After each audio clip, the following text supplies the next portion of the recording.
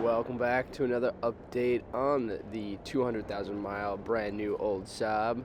That's right, old brand new Saab. In the last episode, guys, we busted a bolt on the subframe with the sway bar bushing, and in this video, just a quick update on that situation and how a local shop had repaired that mishap. So I hope you guys enjoy this quick update. Thanks for watching. All right. Little cold start for you boys. It's been pretty chilly out here. Showing 21 right now. Welcome back to the channel. My name is Pancis. If it's your first time tuning in, please smash the subscribe button. Thanks for your continued support. Today we are taking this Saab over to the shop. If you guys watched the last episode, I'll link it right above here. We broke a bolt on the subframe bushing. The sway bar bushing on the subframe, and of course it's a common problem with old rusted bolts in the New England area. So I'm going to bring it to the shop where they have a little bit more leverage and room with a lift, and get some heat on there to shrink that metal and pull the rest of that piece out of there.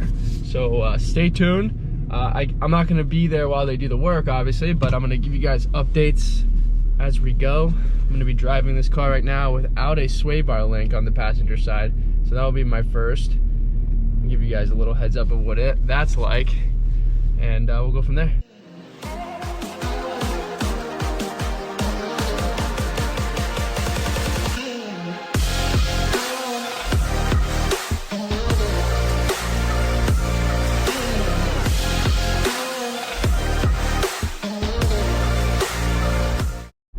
Alright guys, so honestly, driving on the back roads here, I'm not feeling anything too different from the car.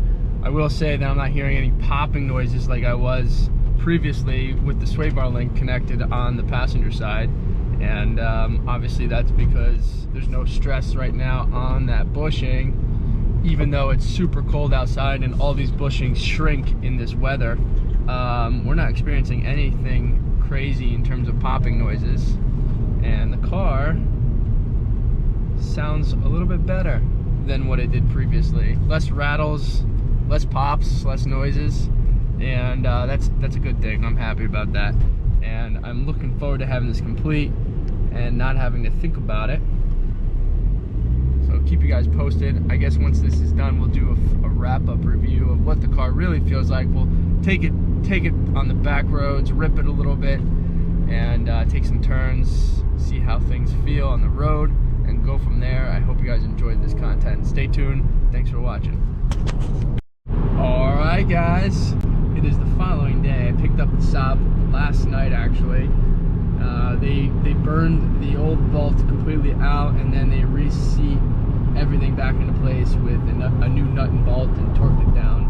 It's kind of like the best way to do that, other than, you know, removing the subframe and retapping the whole hole. It just doesn't make sense to do that kind of labor, so they took care of it that way, which is fine. And it's obviously you're still able to surface the item if we need to in the future, which, you know, who knows, it's a long time for now.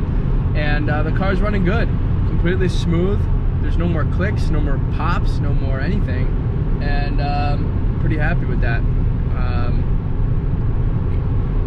Especially in the cold weather, we were getting a lot of extracurricular noises under there, and I'm happy to announce that it is no longer doing that. So this weekend or next week, I'm gonna hopefully go through. A lot of you guys sent me some emails regarding the OBD port issue I'm having, to check out that check engine light. So hopefully I can get into that in the next couple days and knock that out. Let's see if I have some time. Been pretty busy, so hopefully we can do it. So I hope you guys enjoyed this update, and be sure to check out the other two videos regarding the suspension upgrades that we just did if you are new. And thanks for watching. Please like, share, subscribe, and if you guys have any questions or want to reach out to me with anything, just give me a follow on Instagram at Pancis, and you can also get a sneak peek of some behind the scenes before videos go live. Thanks for watching. I'll see you guys next video.